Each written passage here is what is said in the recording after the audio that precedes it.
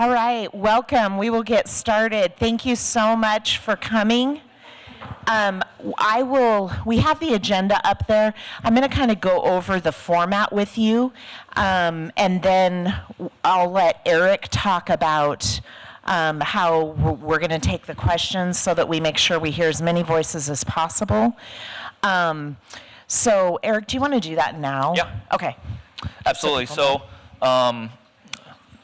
we're going to talk about some of the big blocks that we're moving in the school district very quickly over the next 10 to 15 minutes, and then we're going to have an opportunity for questions and answers. And so there's a variety of ways in which you can ask your question. One is which you can type it to us. And so we have provided a link up here. It's a bit.ly link /Ames CSD questions. And if you type that into your web browser on your phone, you can then submit your question, and then I will receive them. They'll go into a Google Doc. So you can do that anonymously, and then we got tons of great questions at our earlier session today, and so I will see those, and I will be able to ask. If you would like to write your question down, we have pads up here, and I think there's some back there that you can do that as well, and I can take it, or we can hand you a microphone.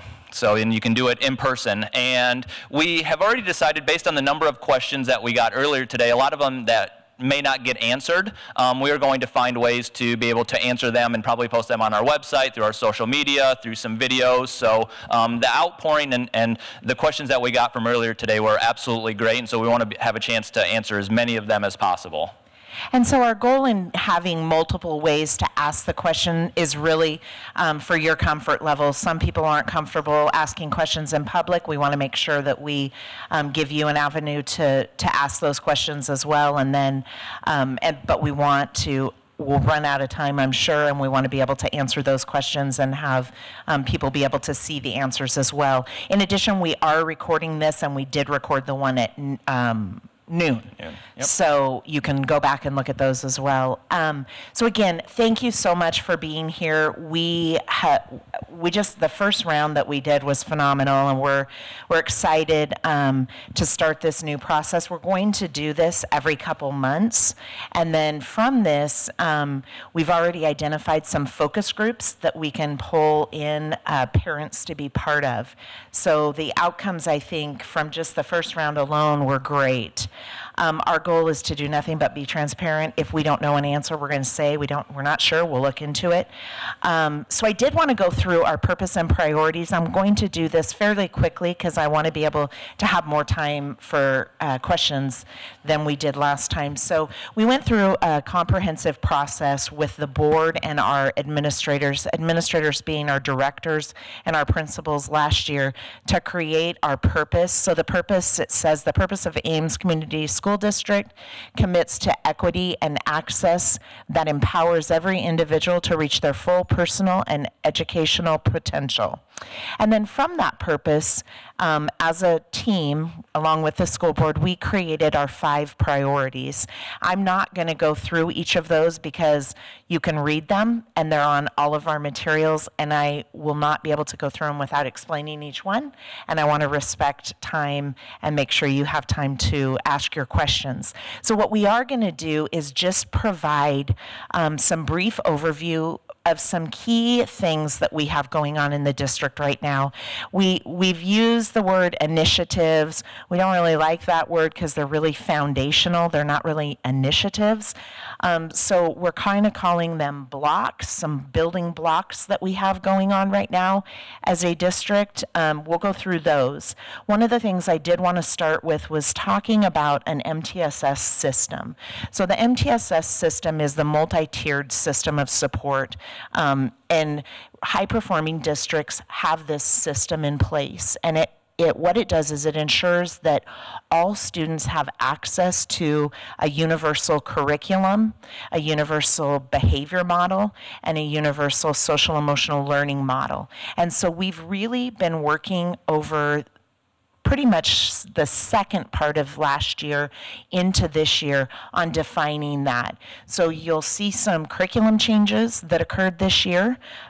We brought in a common reading program. There's been some other curriculum things. We are working hard with our equity, because we've talked about equity is really that plate we eat off of. Our social emotional learning program, that'll come on board next year. And then this year we're really going after our PBIS, which is our positive behavioral intervention system. So we'll talk more about that as well. But just giving my directors an opportunity to tell real quick some key things they're working on, and then we'll open it up for the questions that you might have. So I'm going to introduce real quick Jeff Hawkins. Jeff is our executive director of secondary education. He comes to us from Ankeny with a wealth of experience. We are so excited he's here, and we can give our secondary principals and teachers a little deeper focus than if we have one person that's across all of the grades.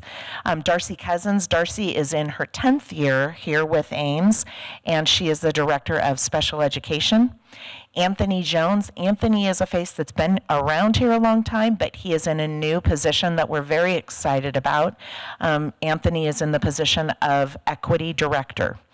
And then Chad Dumas. Chad comes to us from Nebraska, unfortunately, and I'm just kidding. And Chad is the executive director of elementary. Anthony loves when I do that.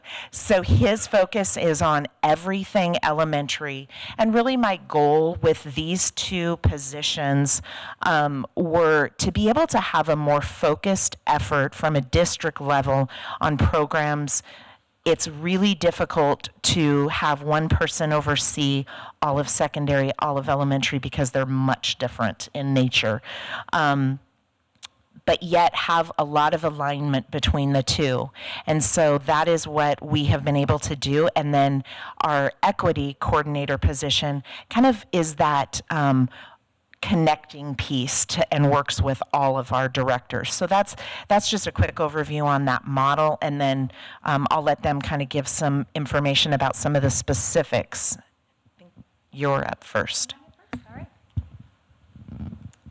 Okay, again, I'm Darcy Cousins, and I'm the Director of Special Education. And last year, when Superintendent Reisner got here and saw some of the things going on, we recognized early in that MTSS model, that multi-tiered system of support, that we really needed to address Tier 1 in the area of behavior and eventually, a social emotional learning curriculum. And so we're working with one expert out of the University of Minnesota, Clay Cook, and worked with our Heartland AEA and decided as a district that we were going to bring in PBIS, Positive Behavioral Intervention Supports. So many times when districts become PBIS districts, you'll see it at the elementary level, but you might not see it at the secondary level.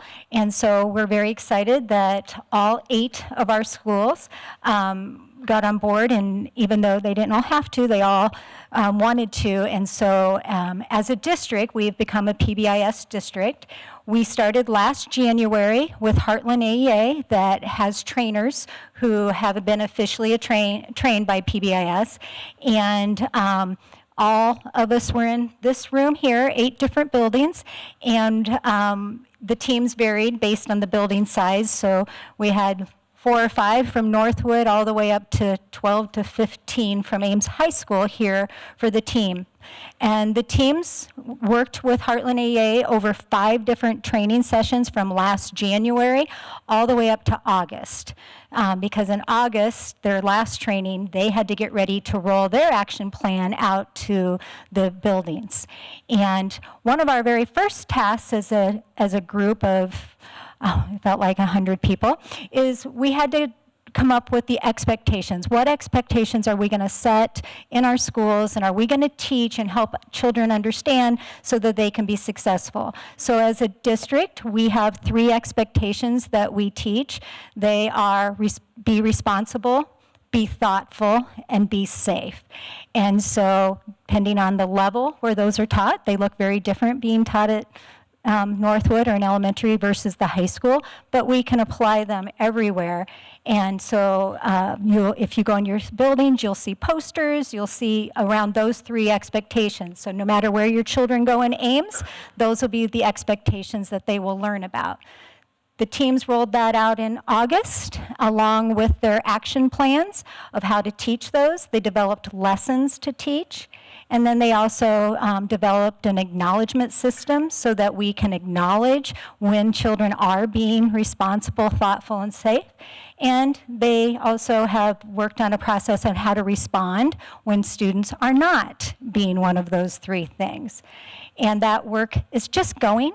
And it's hard work, but I just had a principal I was talking with today, Northwood Preschool Center, and Kristen said to me, I don't know what it is. I don't know if it's our PBIS. I don't know if it's our critical consciousness. I don't, because we're doing a lot of great things. And she's like, but our building just feels so good right now. And so that's great to hear, and hope that we have those good feels going everywhere.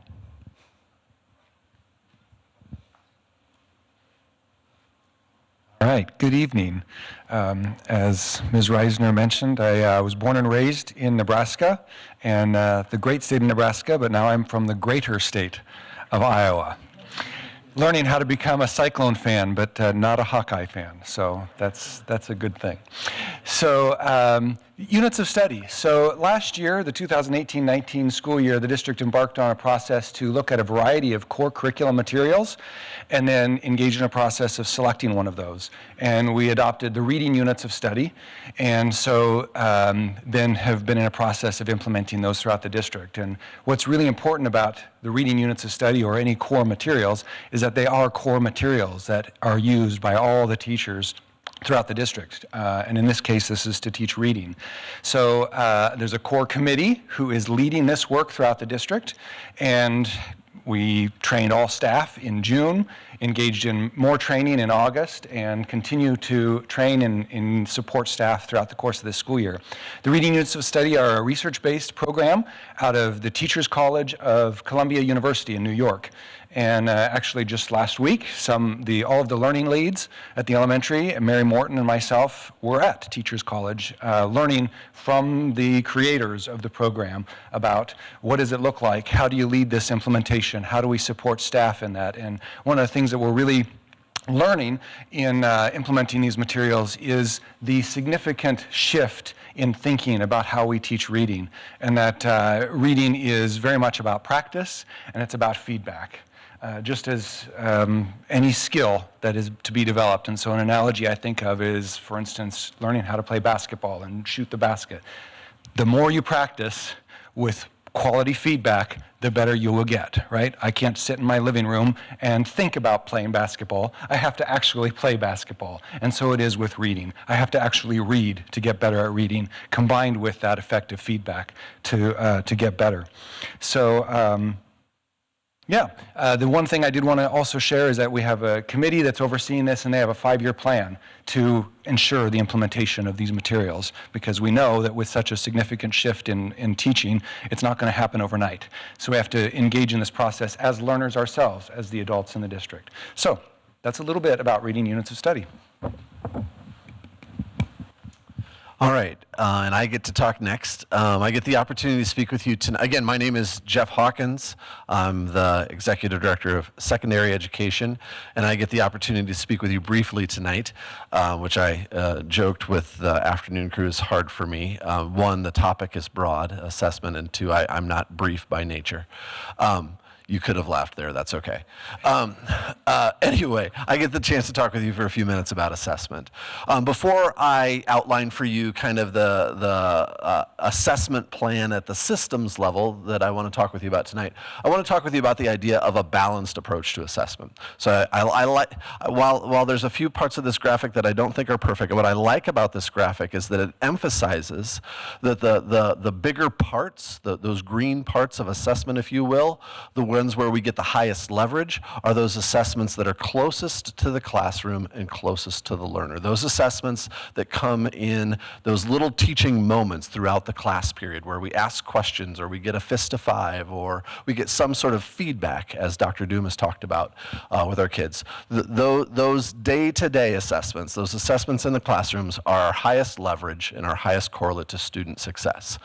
However, we also want to assess in a different way to get some more systemic results as well, right? So some district-wide or statewide assessments. And I want to make sure that as a community we understand what that more blue part of this triangle would look like. What are those system assessments that we have planned for your children this year? So Eric, if you'd go to that next slide.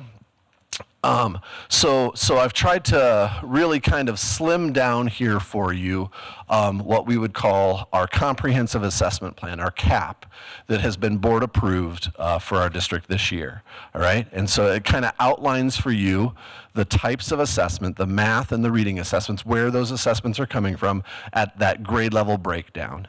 And you can see through looking at this that there's processes by which we're assessing and screening all kids for assessment and then following up with some students in order to continue to progress monitor for those students who show that they need some continuing monitoring of that progress. But this is where we get systemic data in order to identify students who may need some additional support or some additional challenge.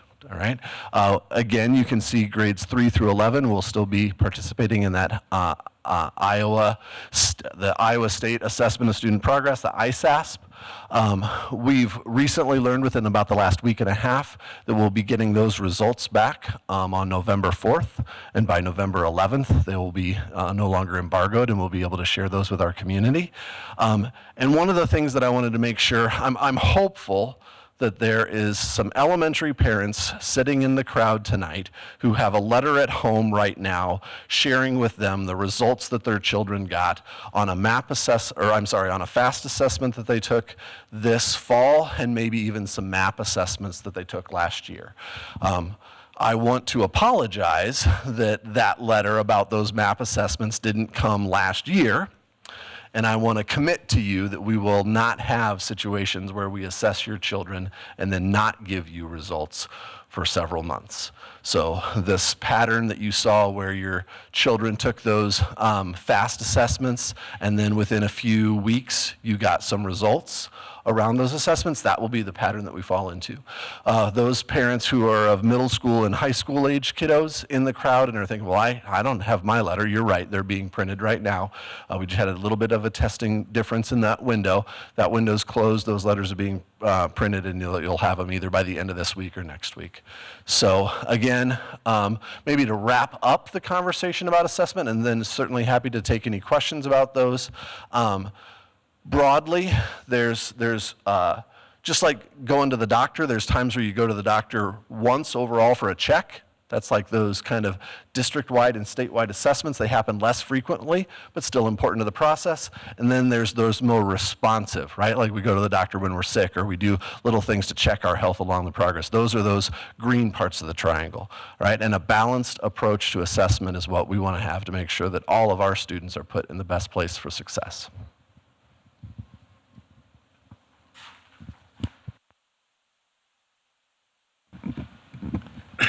Good evening, everyone.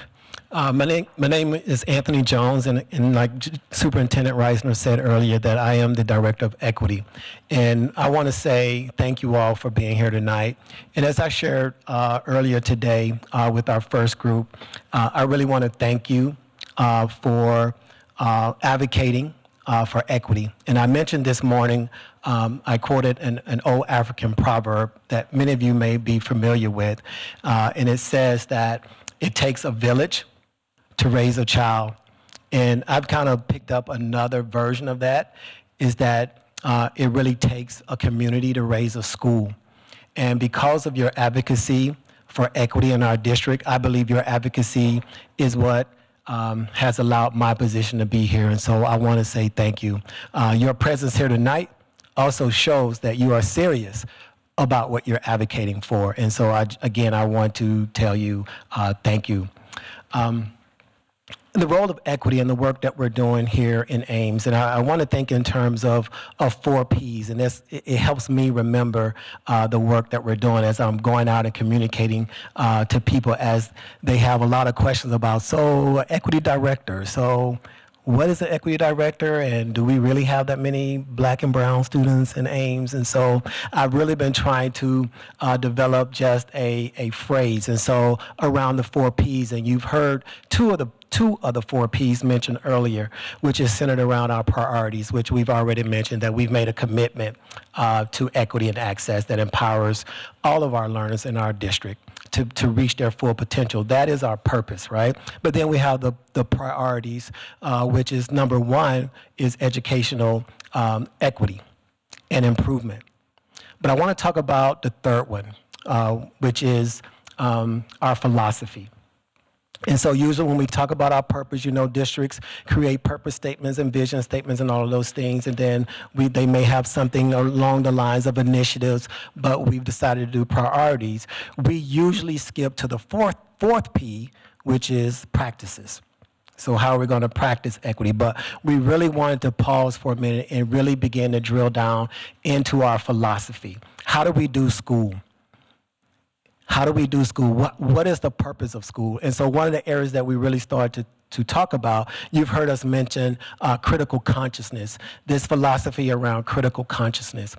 How do you think? How do you think about what you're doing as a teacher? How are you thinking about how you lead as a leader in your district? And so we've been having a lot of conversations around critical consciousness. And those of you that may know already, we have contracted out with 2 professors, Dr. Katie Swalwell and Dr. Daniel Spikes, around the work of critical consciousness. And we've been doing a lot of training with our administrators, district administrators, building level administrators, our teacher leaders, and now we're in our 3rd year where we're now implementing it out in our buildings. And so we've been excited about that.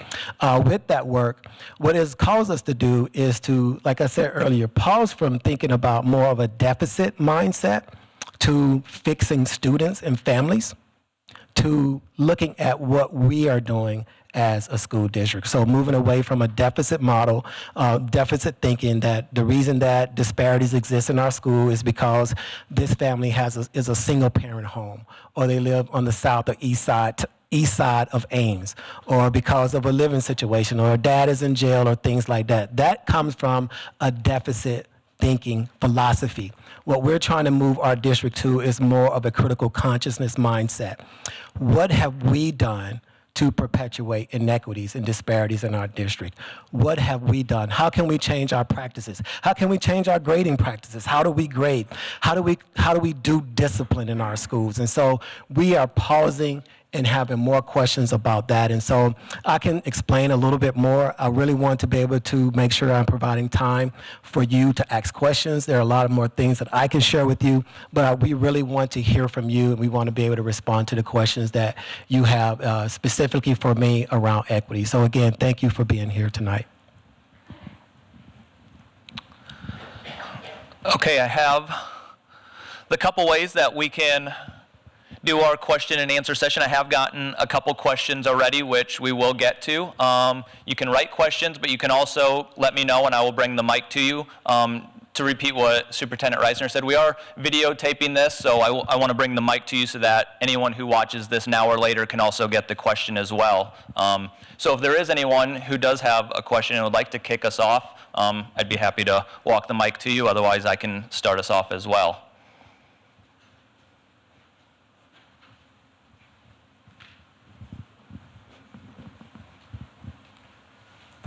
Hi. Thank you guys for hosting this tonight. I just have a question, while being anonymous, specific to our child in a school. We've had a lot of disruptive and violent behavior resulting in room clears for our daughter's classroom. And since the beginning of the school year, she's had 6 room clears with other incidents as well. And our daughter has been the target of some physical violence with a student as well in her classroom.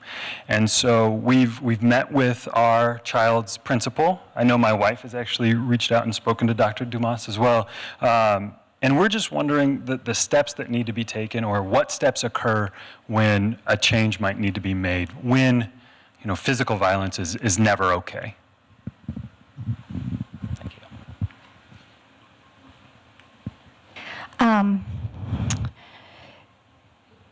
It's not okay. Yeah. And we know that as well.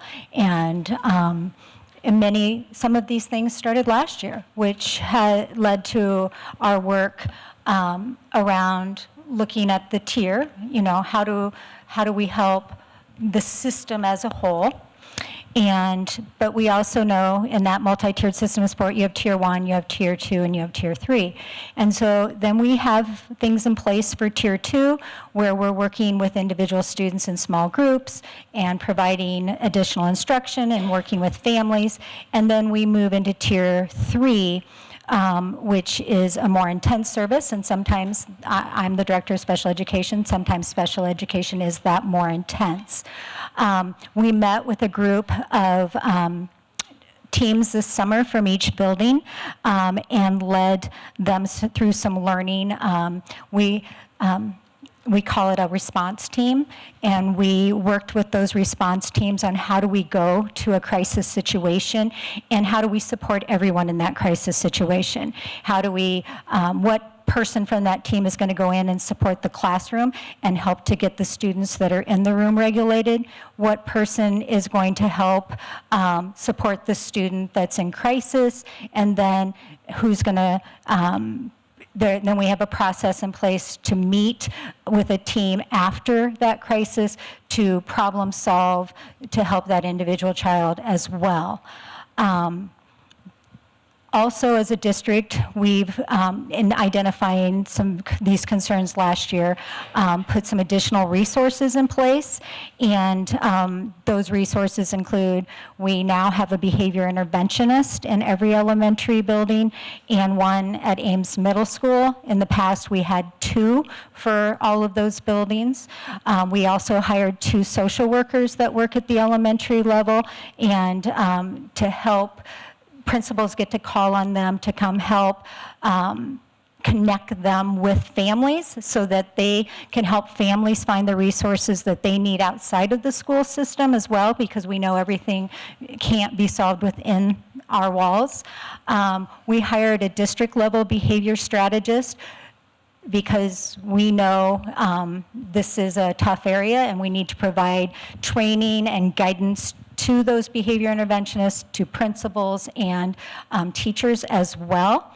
And then our counselors used to always, they were on a pretty full, tight teaching schedule where they would go in and teach the lessons in the classroom, and now we've released them so that they can lead more small groups and individual counseling sessions with kids and not be there. That doesn't, so you still have an issue. I think I'm aware of it. I feel like we've put together a plan. Of course, we can't ever share our specific plans with individual students, but we are obligated to share with you that we hear you and we know we have to make changes.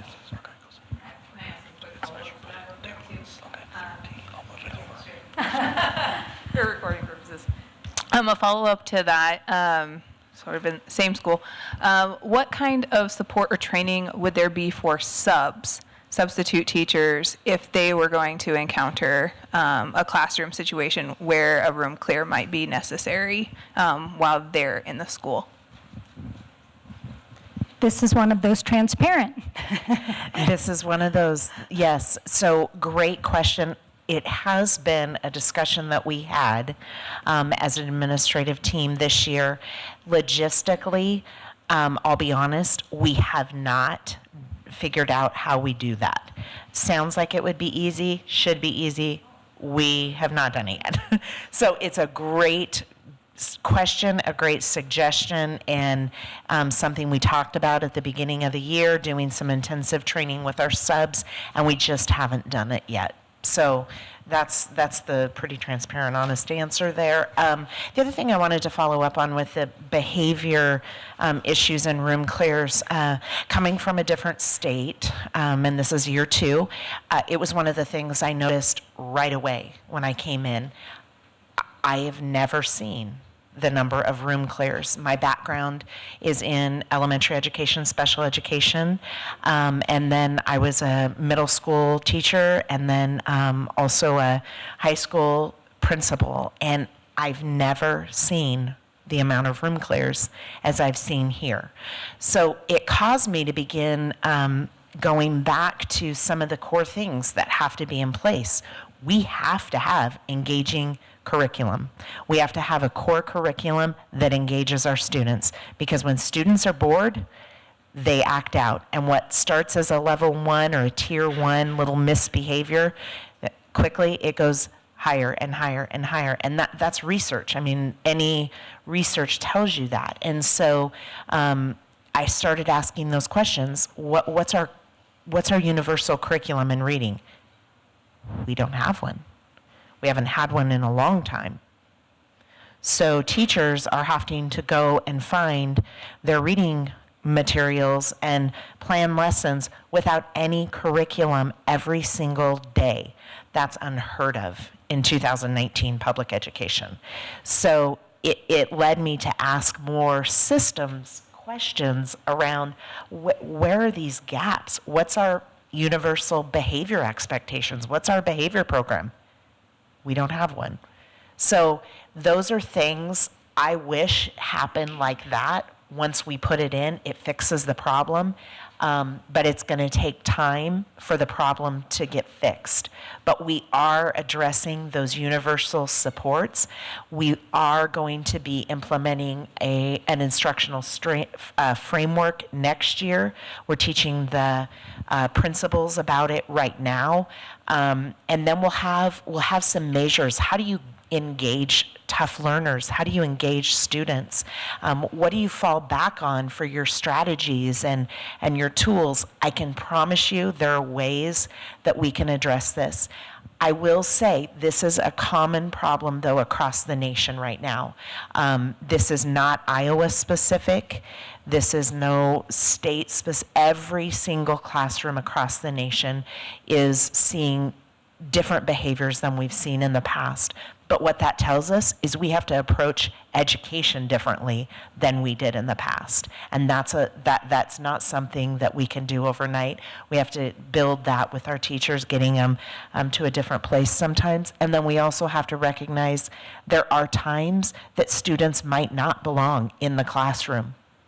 And that has to be okay. And we have to be able to remove them, take them to a different environment, and teach those skills that they're missing, and then reintroduce them to the environment. So that's not something we have in place right now, but we built it last year, and we have to fight with the state a little bit on, is that legal?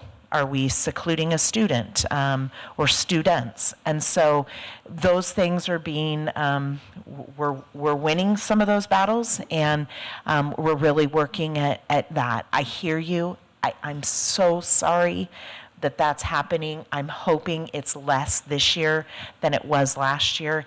I can certainly say one school I know of that I kept data on last year to this year, night and day. So, and they have fully implemented the PBIS system with fidelity. And so I think, as we begin to improve on some of those pieces and programs, we're going to be fixing the problem. But there's a lot that goes into it. But I hear you, and we're working on it.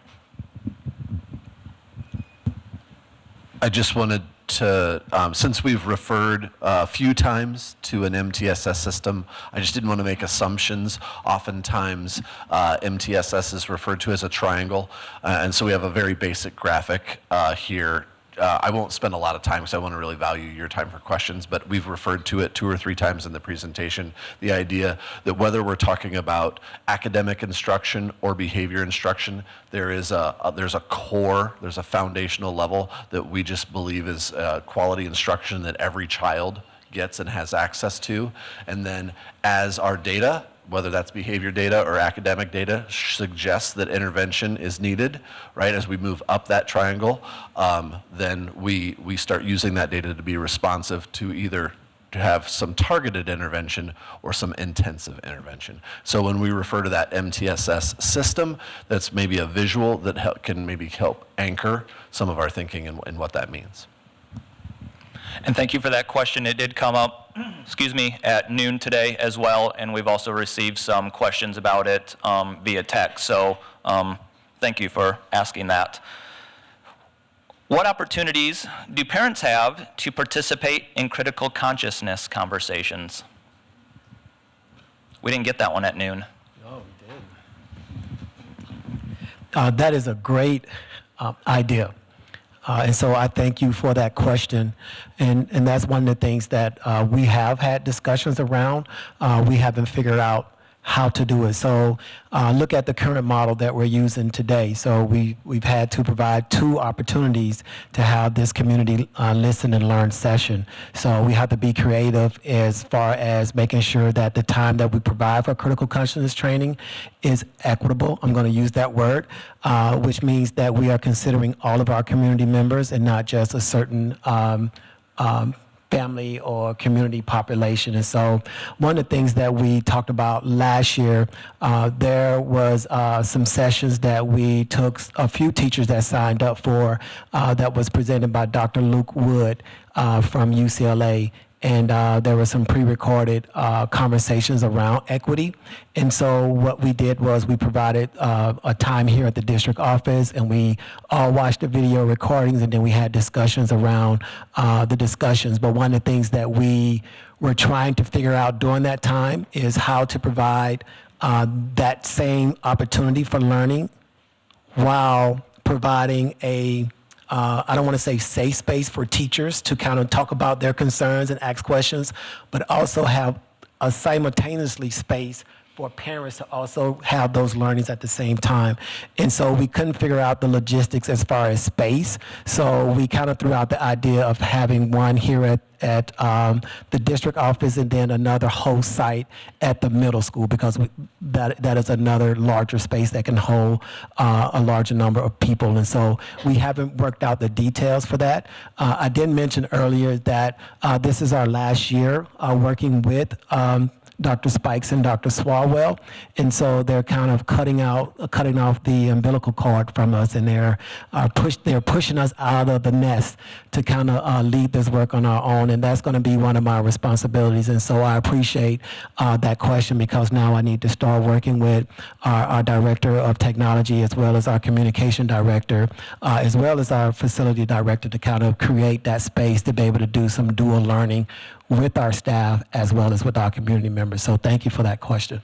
A good question. I also think you talked about it taking a community to grow a school. That's so true, because it really, this critical consciousness work can't just be the school. It really has to encompass the community. And so I think great conversations are happening between the school district and the city and Iowa State.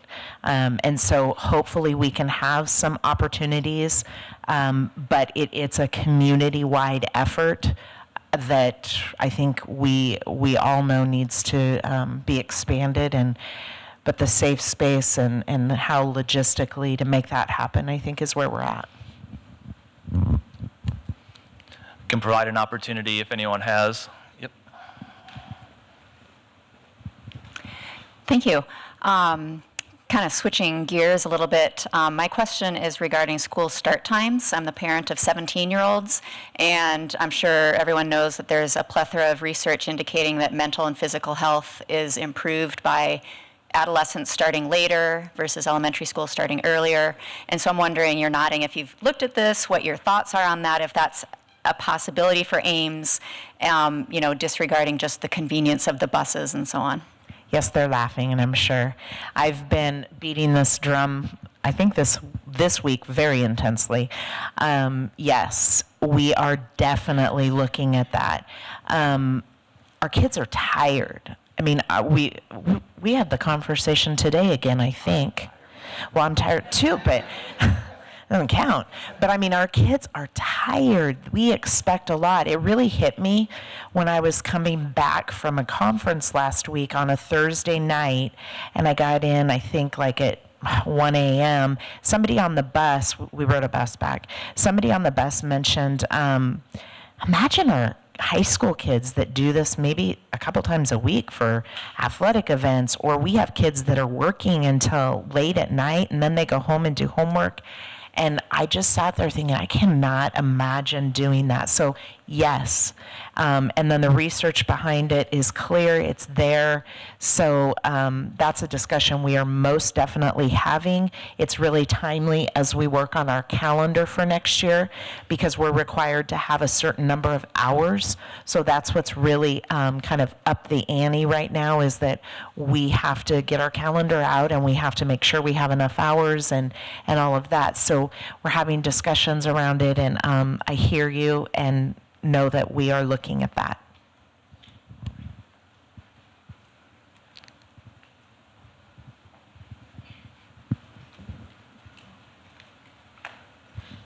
Hi, my name is Ashley Martinez. I'm a Sawyer mom. I have a first grader and a third grader. And to start off, my question is, how can you make sure that there's a fair and equal distribution of students to each school? Sawyer took on 2 new sections of kindergarten this year, and it doesn't just affect the kinder team, it affects the whole school. And my third grader and first grader were both directly impacted. So I was just wondering, there are certain factors you can't control, like parents registering their kids, but what are your thoughts? I did read, I believe in the board minutes, about an analysis of the community and projected population, but could you speak a little bit to that? Yes, I definitely can. Thank you for the question. I don't know that I have a perfect answer yet, but we did hire a demographer so that we can start looking at this with data, because in the past we've kind of taken an approach of cross our fingers and hope, we know, and that obviously has not worked well. So the board approved a contract for a demographer. We'll get the first round, what's called phase 1, back in January. I believe it's January 27th that we'll have a board work session with that report. We'll get it back maybe a week or 2 earlier than that to give us some time to kind of compile that. And then the second phase of that is to look at building programming and capacity. So how do we want to deliver our educational model, and then what are our what's our building capacity, and then we look at growth and all of that together. So that being said, we in the past we've taken the approach that open enrolled students were allowed to pick their school. When I think it was the first year that stopped, might have been last year, so my first year when I came, or the year before. But what that's done is create a situation where we're not able to anticipate the move-in of families in residence areas, and then we have schools that are full and families move in across the street and they're not able to enroll in that school. So we looked at neighboring districts this year to find out how are they dealing with this same problem. Ankeny, we looked at their policy on a designated school for open enrolled students to go to. And that's kind of the approach we took this year. One of our buildings that had room and definitely had the capacity to grow, and so we designated that as the open enrolled school, as well as the overflow from other buildings that were full. And part of that is because of transportation. When we place kids in many different buildings. We have to transport them. And one route of transportation, and I hope this is the correct term, but I know last year one route was $45,000. So we try to be really mindful of, okay, if we can have one route, but we're able to take those kids to one location, similar to the Ankeny model, that would be best. I will say when I first came, my idea was, I walked into this mess, and my idea was, we need to take all our open enrolled students.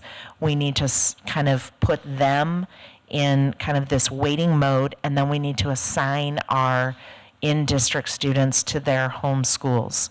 Because I don't know another way to clean up the mess that's happened over the last 5 years. It did not just happen today. I'm going to give you that microphone just so that okay. Based off of what I've heard, wouldn't that just lead the most inconsistency to one building? So The designated building. Yep. I think I know what you're asking. Here's what I'll tell you. When we get that demographic report back, we need to have a lot of conversation around it. We need to look at best practices. We need to look at equity and how we distribute all of our students across the district. You may have seen on social media some incorrect information that, we're going to move to grade banded schools. Grade banded schools, there's a lot of great research behind it. And if done, it will be done because we need to do what's best programming for students, for our outcomes that we need. But that is something that takes years to get to. So I know last year it was said, next year we're going to grade banded schools. That is not going to happen in the next year or the next 2 years. That takes a long time to plan and go to. There are a lot of things that have to happen. So that's incorrect information. And what we are looking at, what are all of the options, grade banded being one of those options. Not the only option, but one of the options.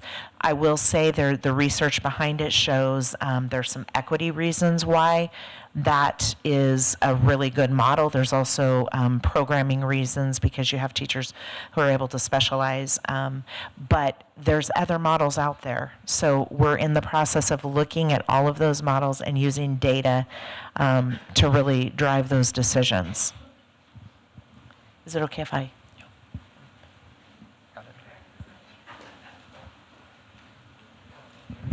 Okay, so appreciate everything that you all are saying, and I think it's good to have transparency sort of about the long-range plan, and certainly this is a complex system to be able to implement significant changes to. But what I'm hearing and sensing, not just in the room this evening, but from lots of other conversations, not on Ames people. Thank you. Sorry, we needed. Might not be the best we needed place some to get humor accurate in the information. Room. Let's just say that.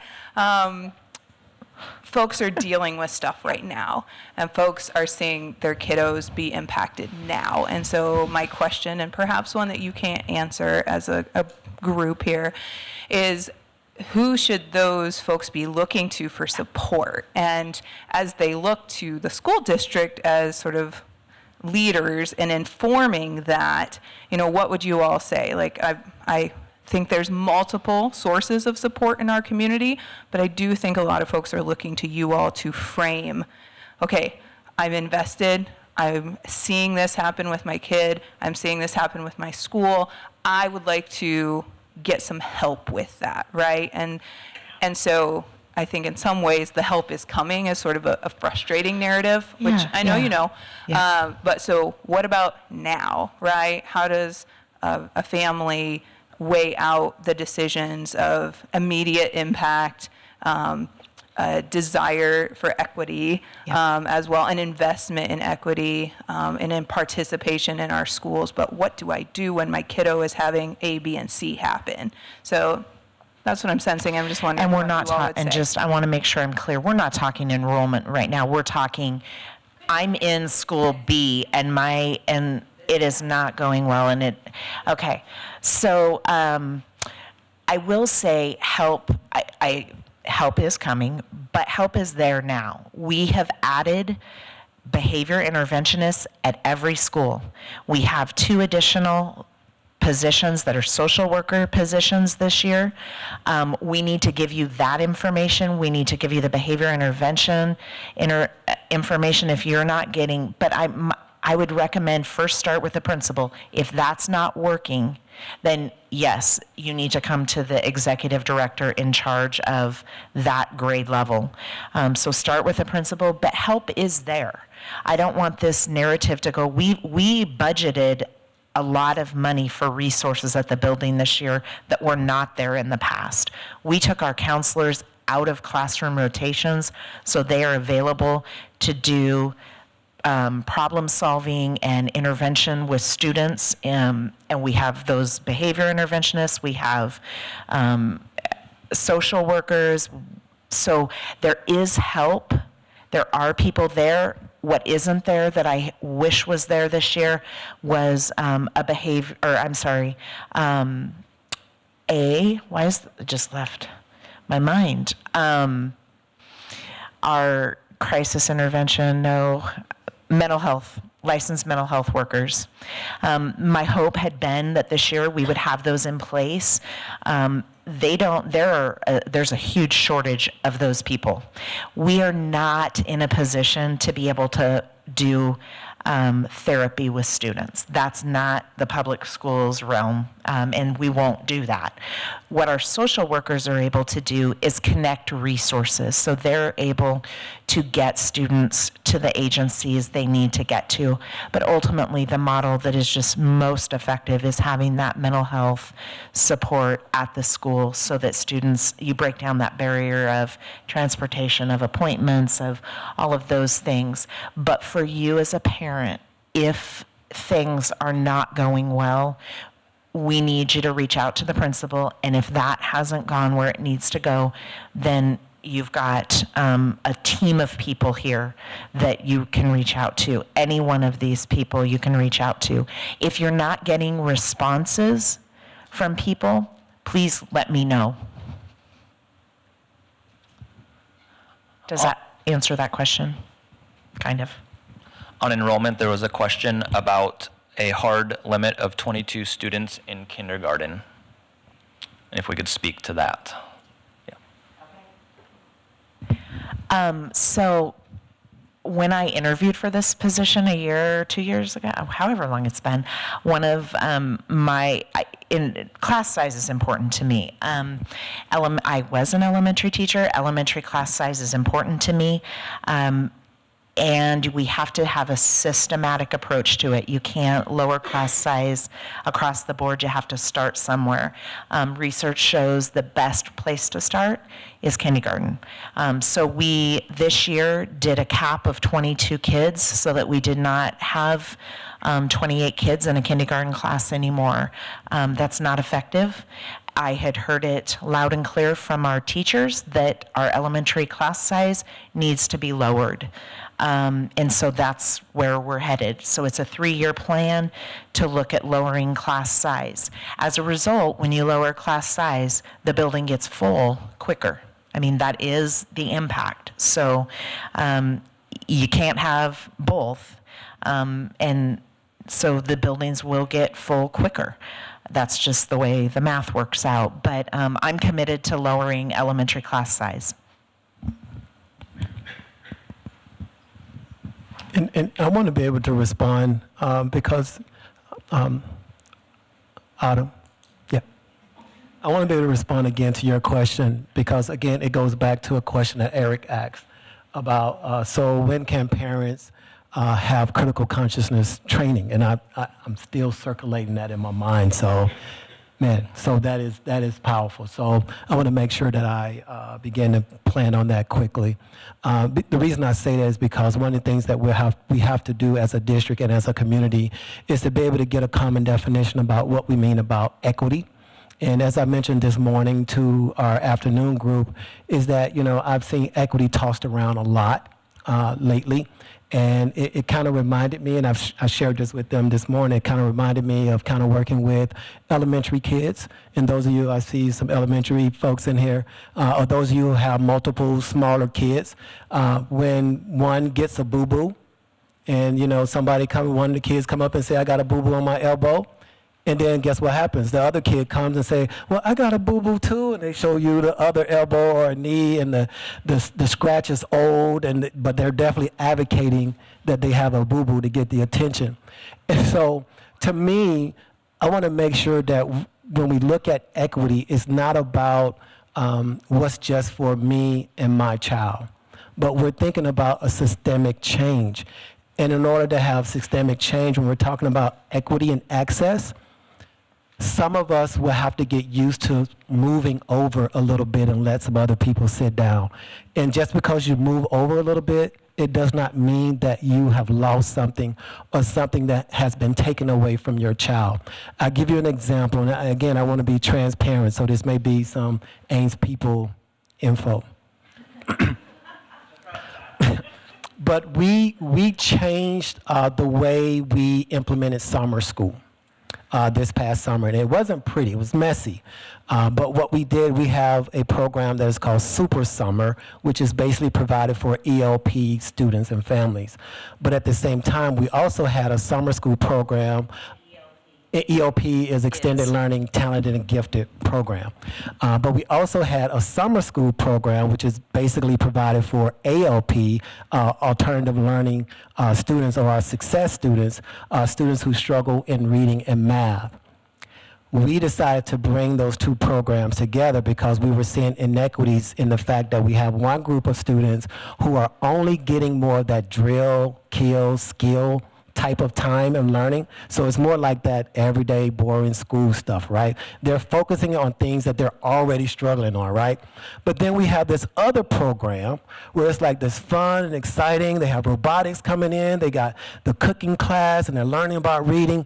But our ALP students were not getting the opportunity to do that. And so we decided to bring those two programs together so that all students can have access to both programs, right?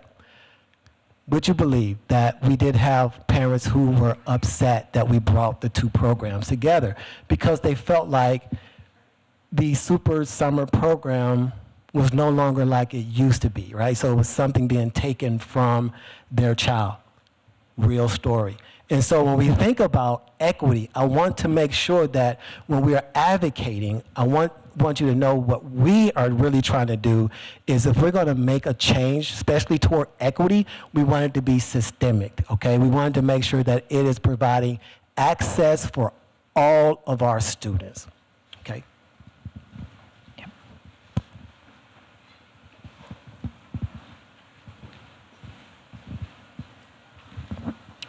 Good evening. Thank you for your time. My question is on why is reporting data out to our parents and guardians based on our students' testing, whether it's a reading fast or the panorama survey, why is that so late?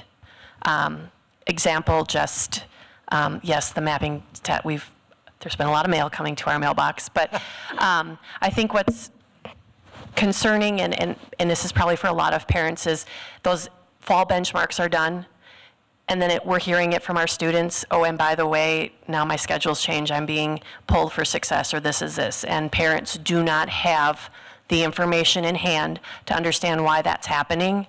And then the same goes a little bit further with that panorama survey that was done last spring. Parents in this community are engaged and we're wanting to be a part of this. We're taking that time to do that survey. We have no idea where that survey stands for our buildings. And I think in order for us to feel like as parents, community, we're validating, we need to understand where that data falls. So just if you could address if there's an action plan to say, hey, in the spring, we know we're going to push out this, and you're going to know this by this. I mean, whatever that might look like. But for all parents, I think we need to do something. So if you could address that, I would appreciate that. Thank you. Why were results on assessments that, or survey results that we took last year not mailed home or communicated. To be really frank with you, I don't know that I could answer why they were not. I can tell you that as Dr. Dumas and I sat together and talked about our assessment plan and the role that assessment plays in both the internal processes of our system, but also the role that the communication of that plays in establishing strong partnerships, because we want to be partners as well. What I hear is asking for a partnership. Like, we want to partner with you in this process of the education of our child. Well, we want that too. We understand that we have to be timely and responsive with that data. And so, yes, there is a plan now in order to, and you are seeing some of the fruits of that labor to say we've got to be able to get timely information back to parents when we take assessments. I know that there may be different definitions of timely, and so I'm certainly open to a conversation of, well, wait a minute, so maybe, Jeff, that felt timely to you, but it didn't really feel like timely and informative to me. Okay, that's awesome. I'd love to have the conversation about the feedback and what ways could we either improve our processes around communication or in partnership. Very open to that conversation and making sure that our definition of timely meets our community's needs for timely. I would concur with you that taking a panorama survey in, I'm not sure when that was, let's say March, and not having results that's a commonly shared non-definition of timely. And right. And we are, yes, there is a plan for to share those results and to get those results. There's a series of plans because, again, in the spirit of transparency, I would tell you that I would say when I've asked building principals about their panorama data, they would say, I haven't seen my. So not only have we not shared that with you, we've not shared that internally as well. So there is a process where we're going to need to share that internally. I would really like to bring that data to SIAC. I believe our board would want to see that data, and then, with SIAC. Oh, I'm sorry. SIAC is the School Improvement Advisory Council. It's a group of teachers and students and parents and community members and board members. It's a board committee that gets together 4 times a year in order to look at some things that are mandated in code, like setting goals and looking at bullying and harassment data, as well as some other processes. So long answer of, yep, you're right. We want to partner. In order to do that, we have to have timely data back. On the panorama piece specifically, there is a plan, but it's, as you can hear in my answer, it's a sequenced plan. And again, as I said in the intro, I will commit to you and to this community that we will not have processes where we either assess your child or ask for your feedback and not give you those results for months. So if I can just really quick follow up. I got it. So just with our son, so he benchmarked, but it was lower than the standard, and it was he telling us, now I'm in success. And I'm getting a Title I contract to sign, but I have no idea, again, what's going on. How many other parents are going through this with those questions and not understanding?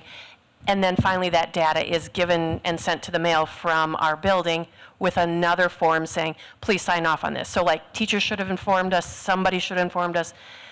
I'm just asking for a baby step to at least say, okay, that test is there, and within 2 weeks before your child is put either up wherever, we have that so we can prepare our children, because it's not always an easy thing to say, well, why is that happening to me? What does that mean about me? And just, thank you, Amy. I'm going to let Dr. Dumas, he's been working with the building principals in the Success program, I believe, so I'm going to let him follow up on that. But what I will say, I'm not a believer in pull-out programs, and we got a lot of them. If you go in, which I've done, and observed elementary teachers' classrooms, the time that they have their entire class there is not very much. We pull out for extension, intervention, you name it, we pull out for it. And so pull-out programs they're a way of producing inequity. So that is happening. I'm against it. And we should be differentiating, and we should be pushing in, not pulling out. So we got a big mindset to shift. That's going to take time, but we are working on that. We really are working on that. And when I talk about elementary programming and building capacity, that's what I'm talking about. Do we need 10 classrooms sitting in a building unfilled and seeing groups of 2 to 3 students, maybe 5, maybe 6 at a time, pulling kids out all day long into that? Or do we need classrooms of kids, teachers, more teachers, lower caseloads, and having our kids be with their teacher? So we'll work on that through equity. I know there's lots of discussions around that right now. Yeah, very well put. The only thing I would add is I don't think any parent should be surprised by, a letter in the mail saying that, hey, now your child's needing extra assistance. Like, that should not be a surprise. Like, if I know my kid is needing support, then I know they need support, and then, hey, this letter is just a confirmation of that, and, it's a requirement of statute, et cetera. So everything that Ms. Reisner said here is, we're looking at those processes. I can say that there has been a lack of clarity in our district about what does constitute criteria for receiving that notification. And so we have gained greater clarity over that in the last few weeks, probably, both from the state perspective, because the state has been clearer on that guidance, and then therefore we have become clearer on that.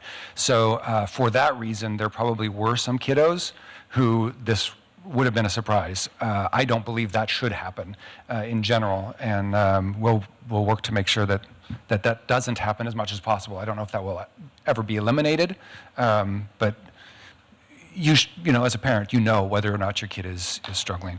And everything that Ms. Reisner said, kids need to be in the general ed classroom as much as possible. They need to be reading. They need to be getting that feedback, et cetera.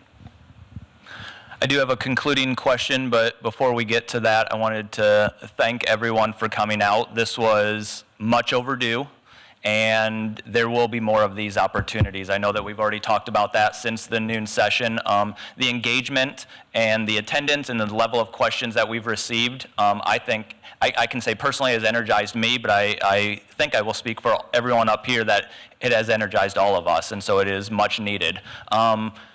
Before I get to the final question, we do have a bunch of pads of paper over there, and we would love for you to give us feedback on this process. What could we have done better? What did you enjoy? What do you propose we do next on sessions like this? Or really any other, if you have other questions, you can write them down as well, because we will collect them all as well at the end. And, thank you, Chad, and we will all be hanging around afterwards. So if you want to approach any one of the directors and have a conversation about something that came up, please feel free to do so. But the question that was submitted to us, it was really unlike one that we've received at the noon session, so I wanted to conclude with it.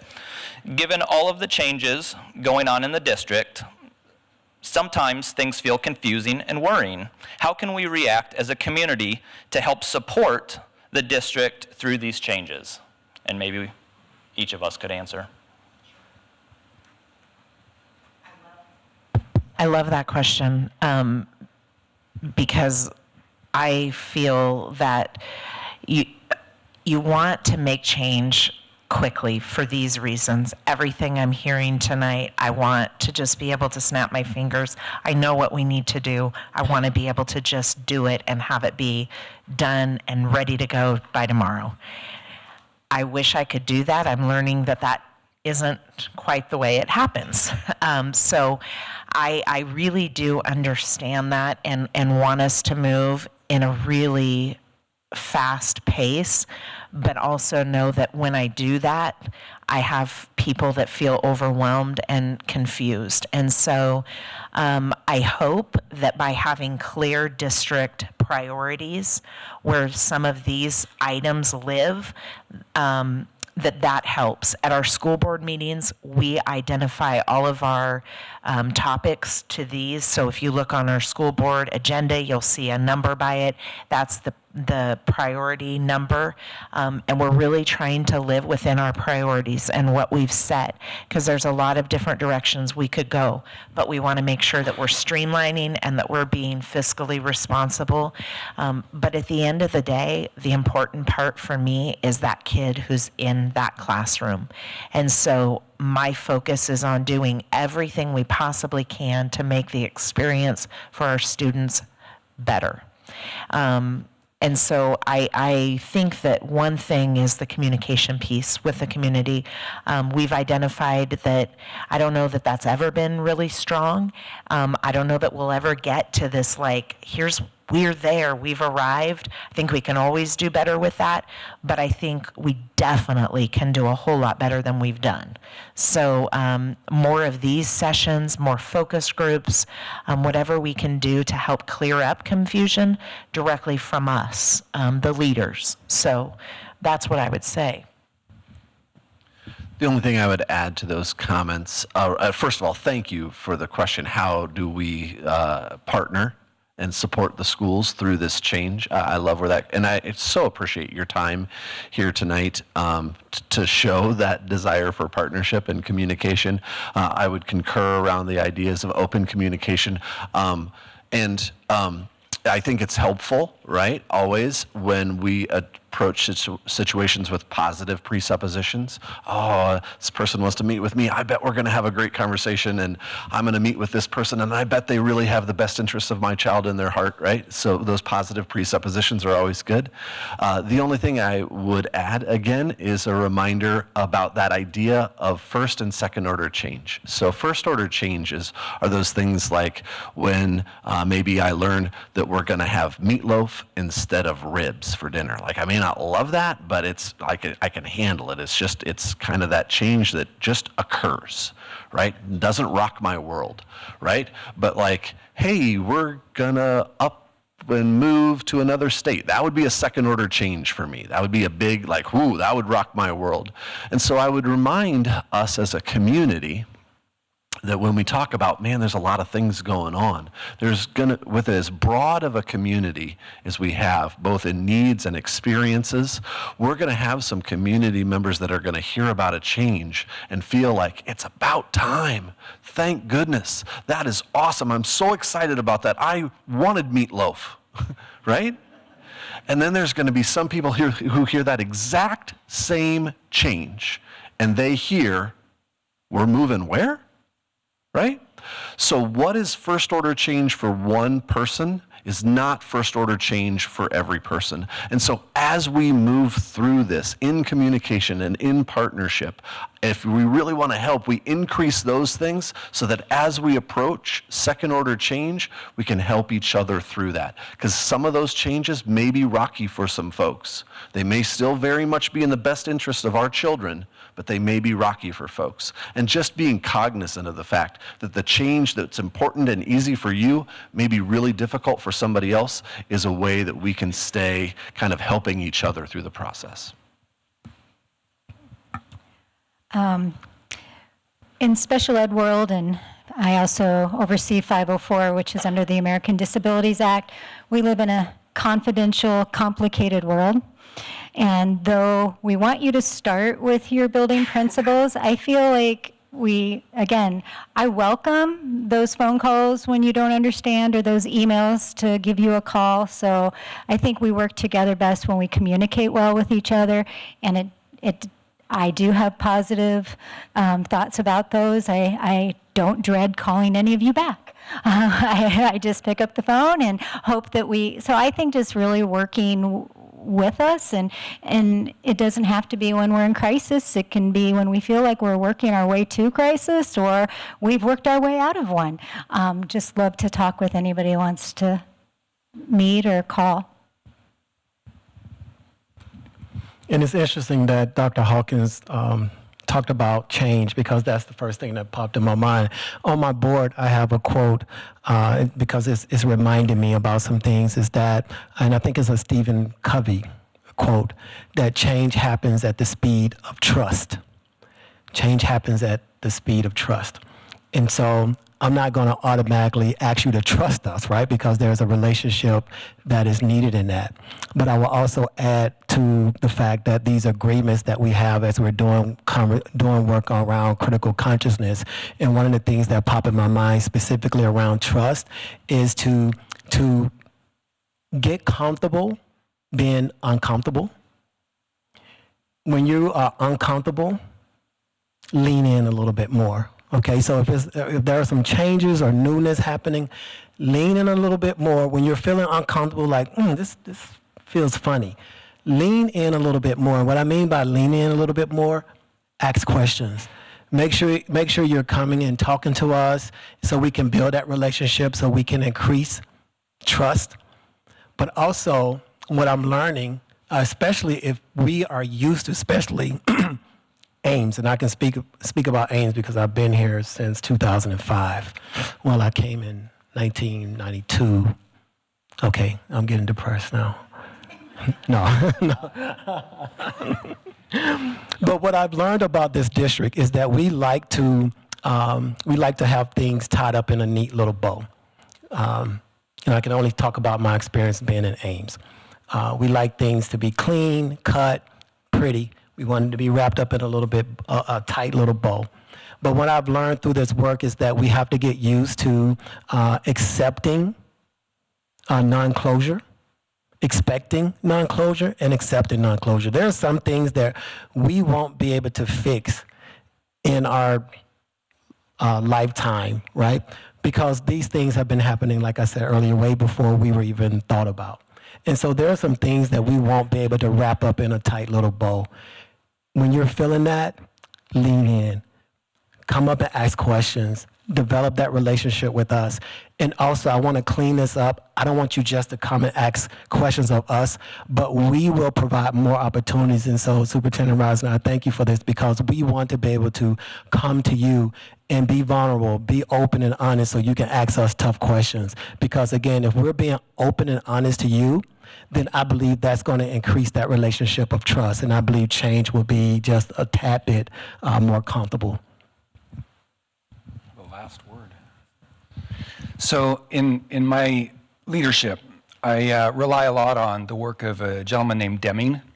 And Deming was a gentleman in the 50s or 60s who, he's the founder of a continuous improvement process called TQM, Total Quality Management. And it's used a lot in the business world, and I think a lot of the principles apply also in the school world. And so what Deming did is he went to Japan, and at that time, this was in the 50s and 60s, and in Japan, they were known for cheap cars, really bad quality. And he went to them and he said, you know what, I think we can make still cheap cars, but highest quality in the world.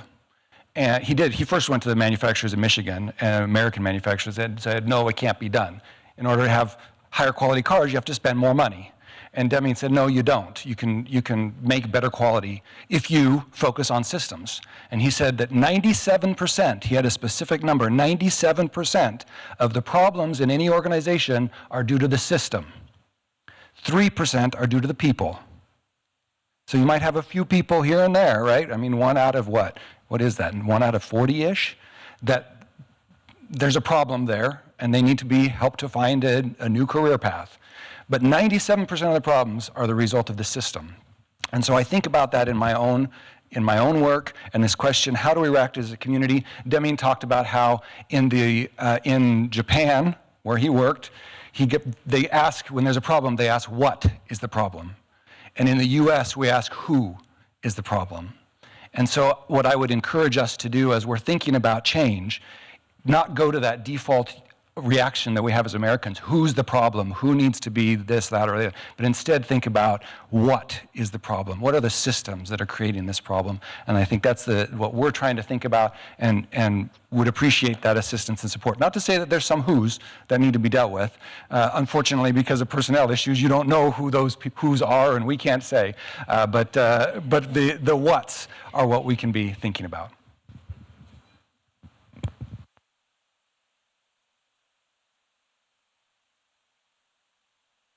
Just real quick, thank you all again for coming. We'll stick around if you have any other questions and look for more opportunities for some of these sessions and some focus groups coming out of these. So thank you.